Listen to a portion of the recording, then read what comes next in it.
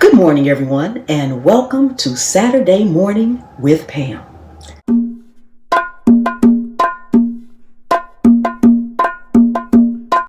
I am so glad and thankful you are here with me today. Go ahead, grab your cup of coffee or your tea or whatever you like to sip on, and let's chat a bit. Now, before we get started, I want to put a quick disclaimer right here on the screen for you. This show is strictly for informational and educational purposes only. I am not a doctor, I am not a dietitian, and I am not a nutritionist. Please consult with your healthcare professional before making any dietary changes. Everything I am sharing today is simply what I do in my own life and in my own kitchen. Today, we are talking about natural ways we can help protect our bodies from things like parasites and foodborne illnesses. With all the food recalls lately, it is so important to know what kitchen staples can give us an extra layer of support. First up is raw garlic. When you crush or chop raw garlic, it releases a compound called allicin. Allicin has natural antimicrobial and antiparasitic properties. I like to chop it up, let it sit for about 10 minutes to activate, and then use it in my food. Next is pumpkin seeds. Raw pumpkin seeds contain something called Cucurbitin. This compound helps paralyze intestinal parasites so your body can flush them out naturally. I love grinding them up and adding them to smoothies or oatmeal. And don't forget papaya seeds. They contain digestive enzymes like papain, which helps break down unwanted organisms in the gut.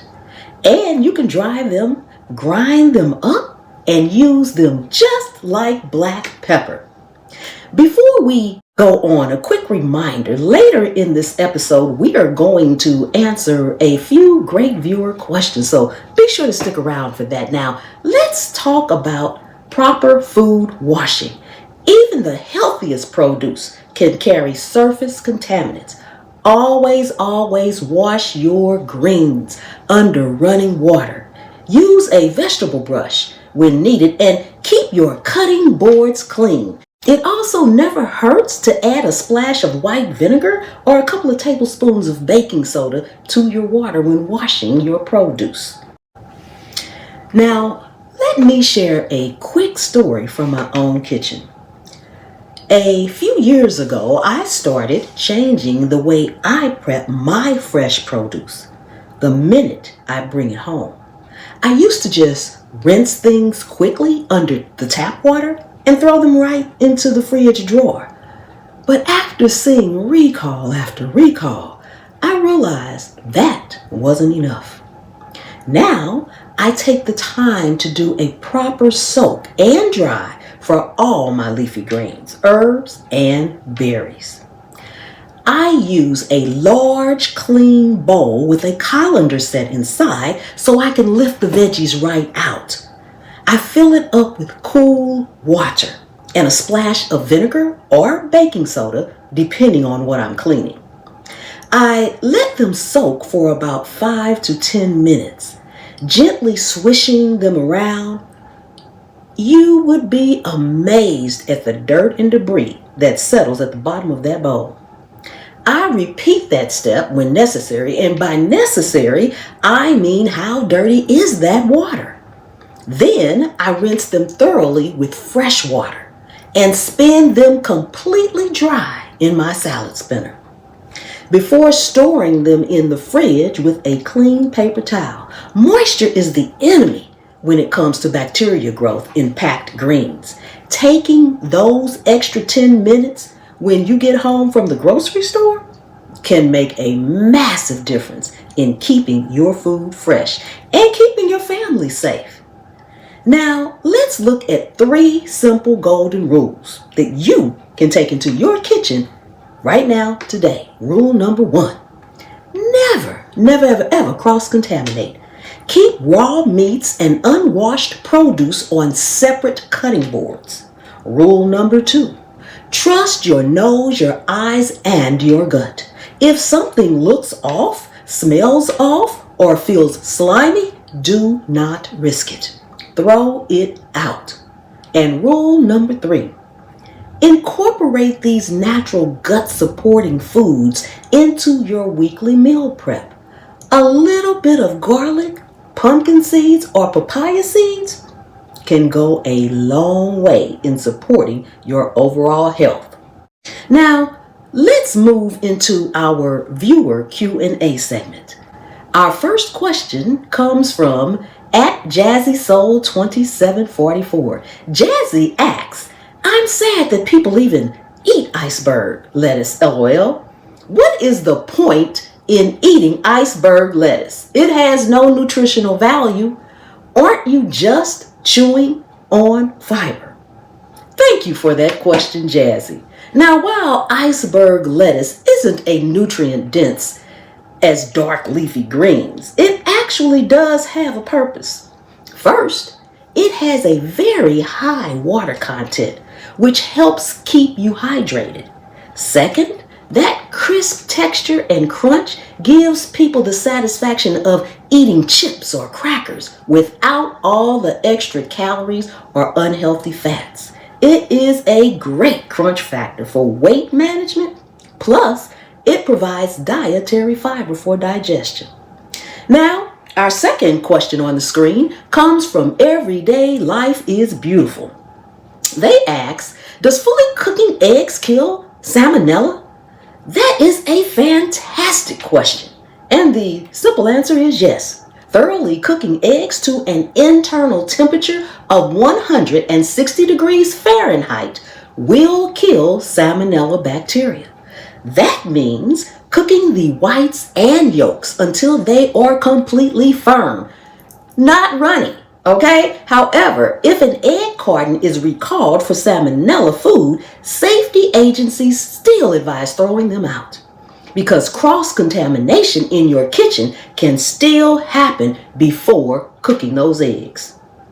Our third question comes from Shastina5493. Shastina asks, when the company providing these ingredients notices there is a machine issue and glass, plastic, etc. could be in the product, why don't they halt production and discard what could be contaminated? Why is it not noticed until it hits the consumer? Shastina, this is something so many consumers wonder about. The reality is that manufacturing lines run at extremely high speeds. A machine part might chip or break silently during a shift. Often, the issue isn't discovered until a routine maintenance check at the end of the day or week, and by then, thousands of packages have already been boxed and shipped out. Now, once testing confirms foreign material, the company has to then trace the lot codes and issue a recall. It shows why quality control really needs to be much stricter across the board. Our next question comes from GWiz007 Saints. GWiz asks, what about oil of oregano? Thank you so much for this question, GWiz. Oil of oregano is something a lot of people ask about when it comes to natural antimicrobial support. Oregano oil contains active compounds like carvacrol and thymol. Research shows these compounds have strong antibacterial and antifungal properties. Some laboratory studies even suggest carvacrol can help disrupt the outer cell walls of harmful organisms. However, there are a few very important things to keep in mind with oil of oregano. First, It is extremely potent. You should never consume pure essential oil directly without diluting it in a carrier oil like olive oil or taking it in a pre-measured capsule form. Second, because it is so strong, it can sometimes irritate the lining of your stomach if taken on an empty stomach. And third, using it for long periods of time can also wipe out good gut bacteria along with the bad. So many herbal experts recommend using it short term rather than every single day. And always talk with your doctor before adding potential essential oil supplements to your routine. Okay, now our next question comes from Cherie. They ask, is essential oxygen okay for cleaning fruits and vegetables? Thank you for asking about this. For anyone who doesn't know, Essential Oxygen is a popular brand of food-grade hydrogen peroxide wash. Diluted food-grade hydrogen peroxide can be very effective at breaking down surface bacteria, molds, and chemical residue on fresh produce. When hydrogen peroxide contacts organic matter, it oxidizes and breaks down into plain water and oxygen, leaving no harsh chemicals or residue behind. If you use it, make sure you follow the bottle's dilution instructions carefully. A typical soak involves mixing a small amount into a sink or bowl filled with cool water.